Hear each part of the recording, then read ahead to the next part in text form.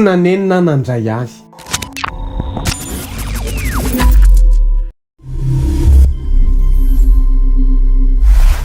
Efa nisy olona nilaza angambany ianao hoe mbola nenenanao io maha-kristianina anao io, mbola nenenanao io fotoana andehananao any am-piangonana lava io, ho anenenanao ny fotoana makinao ny baibolinao.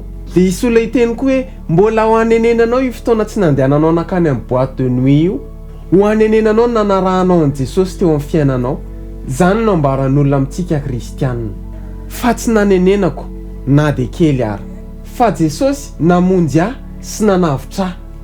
Tsy nanenenako ny fotoana nanompoako azy. Hoy ny baiboly, fakatsao aloha ny fanjakako sy ny famarinako dia hanampy sy hanaraka anareo zany rehetra zany. Ary aiza manaraka amin'ny fanaon'izao tontolo izao fa miova amin'ny fanavaozana ny saina, hamantaranareo ny sitrapon'Andriamanitra izay sady tsara no marina no ankasitrahana. Ho tahina ny olona matoky an' Jehova, dia izay manana an' Jehova ho tokony.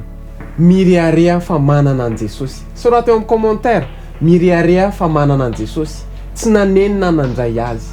Faly aho manana an'Andriamanitra. Raha nafinaritra anao ny vidéo dia aza misalasala, milike sy micommente sy mipartage. Dia mame fotoanantsika amin'ny herin'ny androandray.